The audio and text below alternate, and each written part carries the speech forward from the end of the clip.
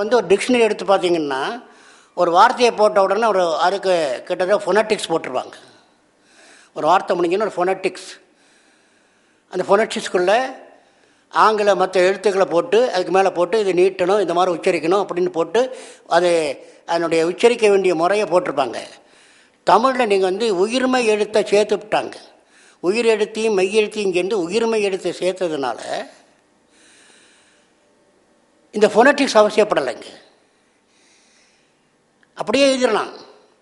கல்வி கல்வி அவ்வளோதான்.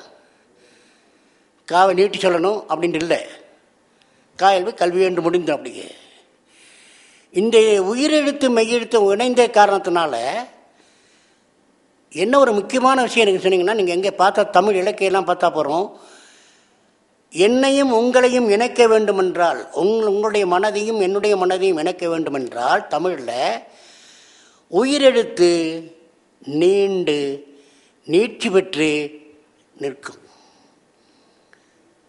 நலமா அம்பகம் நலந்தானே? நல்லா இருக்கீங்களா?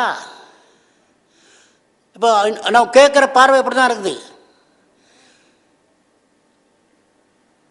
இப்போ இந்த ஆங்கிலத்தில் என்ன சொல்கிறேன்னா அது குறுகும், ஆர் யூ வெல்?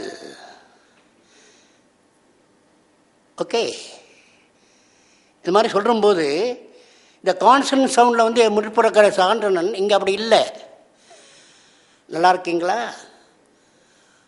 இந்த எங்கே போனால் நீங்கள் பார்க்கலாம், அந்த குழந்தைகளுக்கு தாயில் தாலாட்டு போடும்போது ஆராரோ ஆரீரோ ஓ ராரீரோ ஓ இந்த நீட்சி இருக்கும். இந்த அல்லவியில் குழந்தை பாட்டில் பார்க்கலாம். நீங்கள் அம்மா இங்கே வா வா, ஆசை முத்தம் தா தா, இலையில் சோறு போடு, ஈயத்தோறு ஓட்டுலாம் வந்திருக்கும். இங்கே ஆங்கிலத்தில் பார்த்தீங்கன்னா இந்த நர்சரி ரைம்ஸ் இது போல் இந்த இந்த வவ்வல்ஸினுடைய நீட்டி இருக்காது. அதில் twinkle twinkle little star, how I wonder what you are, 10 green bottles hanging on the wall, எதை பண்ணாலும் இங்கே பண்ணேன். ஆனால் இங்கே அப்படி இல்லை.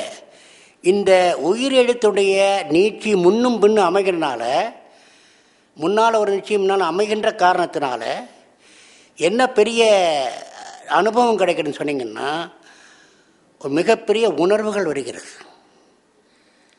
இப்போ ஒரு உதாரணத்துக்கு நான் சிலப்பதிகாரத்துலேருந்து நம்ம உதாரணம் சொல்லலாம். சிலப்பதிகாரத்தில் ரொம்ப ரொம்ப ஒரு நெருக்கமான உணர்வான செறிவான கட்டம் என்பது வழக்குரை காதை. அந்த வழக்குரை காதையில் பார்த்தீங்கன்னா நீங்கள் புரிஞ்ச உடனே இல்லை, வாயிலோயே வாயிலோயே அறிவரை போகிய பொறியரு நெஞ்ச திரைமுறை படைத்தோன் வாயிலோயே அறிவிப்பாயே, எங்கெல்லாம் அந்த உயிரெழுத்துல நீச்சி வருது பாருங்க. வருக வாயில் கோயில் காட்ட, கோயில் மன்னனை சென்று அங்கே நீர்வார் கண்ணை என்முன் நின்றோய், யாரையோ நீ மடக்கொடியோ தேரா மன்னா. எங்கே பார்த்தாலும் சரி இந்த ஒளியினுடைய ஈழ்ச்சி அதாவது இரண்டு உரையாடுபவரை இணைக்கக்கூடிய சக்தி. அதே சமயத்தில் தனக்குள்ளே சிந்திக்கிறாங்க அவங்க. இந்த உயிரை எடுத்து முன்னால் வரும், டீப் திங்கிங் அங்கே வரும் பொழுது எங்கே வரும் சொன்னீங்கன்னா, யானோ அரசன் பொன்சை கொல்லன் தன் சொல் கேட்ட, யானோ அரசன் யானே கல்வன் என்காட்சிலம்பு மணியுடை அரியே நீட்டினேன். மனைவி இறக்கும்போது அந்த பாண்டியன் மனைவி சொன்ன, கணவனை இழந்தோருக்கு காட்டுவது இல் என்று முடிஞ்சு போகுது. ஒரு செயலுடைய வாழ்க்கையை நாம் விவரிக்க வேண்டும்னு சொன்னால், இப்போ நீங்கள் உதாரணமாக சொல்லலாம், இன்றைக்கு நவீன காலத்தில் நம்முடைய கலைஞருடைய ஒரு வசனத்தை எடுத்து பார்த்தோம்னா, மனோகரா வசனம்லாம் பேசிகிட்டு இருப்பாங்க. அதில் புருஷோத்தமரே, புரட்டுக்காரின் உருட்டுப்பாறை உலகத்தை மறந்தவரே, மயிலுக்கும் மந்திக்கும் வித்தியாசம் தெரியாத மணிவானரே என்பார். இதை மாற்றி சொல்லி பாருங்க, புருஷோத்தமர், மயிலுக்கும் மந்திக்கும் வித்தியாசம் தெரிந்த மதிவானர் என்று நிறுத்தினீங்கன்னா இது அந்த அரசரை பார்த்து சொல்லக்கூடிய ஒளியாக இருக்காது, அந்த மனிதர் இருக்காது, ஏதோ பப்ளிக்கை பார்த்து பேசுகின்ற மாதிரி இருக்கணும். ஆகவே நாடகங்கக்கூடியது ரெண்டு பேர்களுடைய ஒரு இணைப்பாக இருக்கக்கூடிய உணர்வுகள் மூலமாக சொல்வதற்கு இந்த ஓசைகள் அந்தந்த மொழிக்கு வேண்டிய ஒரு ஓசை உண்டு. அதுக்கு இப்போ ஷேக்ஸ்பியர் ஃப்ரெண்ட்ஸ், ரோமன்ஸ், கண்ட்ரிமன் இருக்கிற வேறு வேறு அவருடைய இது லென் மீ யுவர் இயர்ஸுங்கிறார் அவர். அந்த வார்த்தையோட அடுக்கு நாம் அப்படி இல்லை.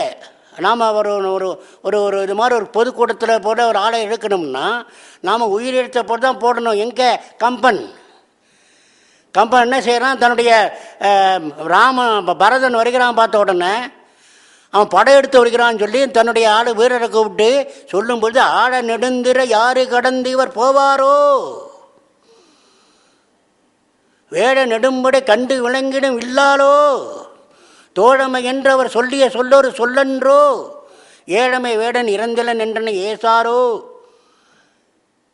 இந்த ஓ ஆகார ஓசை அவரை ஆள வேடு கொடுத்தது வாரணம் மேவீரோ என்ற அளவுக்கு இந்த உயிர் ஓசைகளுடைய நீட்சியினால, இரண்டு துணிகளினால ஒரு சமூகத்தோடு இருக்கக்கூடிய ஒரு கட்டளையாக வரும். அது திராவிட மொழிகளுக்கும் திராவிடத்தில் இன்ஃப்ளூயன்ஸ் அதனால் பாதிக்கப்பட்ட மொழிகளுக்கும் உண்டு. மைதான் சங்கே சாக்ஜே சகாரோ அவன் ஹிந்தியில் பேசும்போது இதனுடைய பாதிப்பு.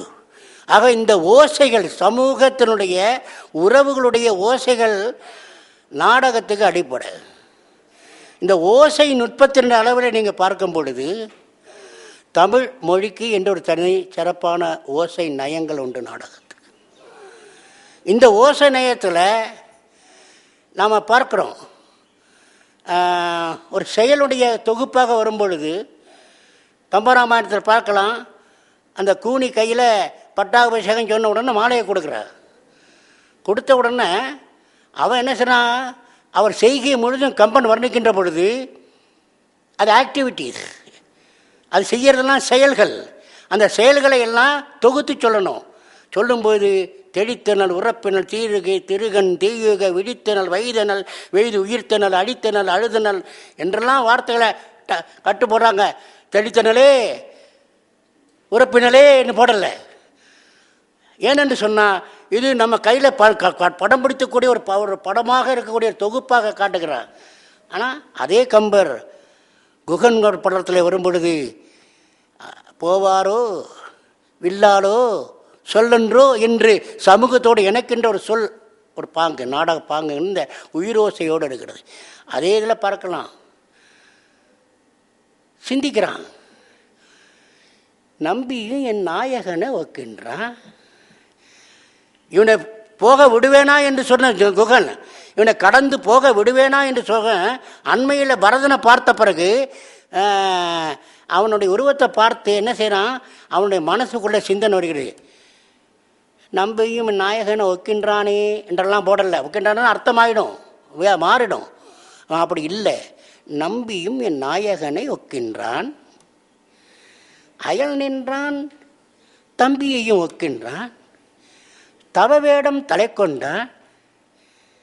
அப்புறம் தன் மனசையே என்ன செய்கிறான், கடைசியில் வேறொரு பொருளிடத்தில் வேறொரு இடத்துல அடித்து சொல்லுவது போல, தன் மனதை எதிர்முன்னால் நிறுத்தி சொல்லுவது போல, எம்பிரான் பின்பிறந்தார் இழைப்பரோ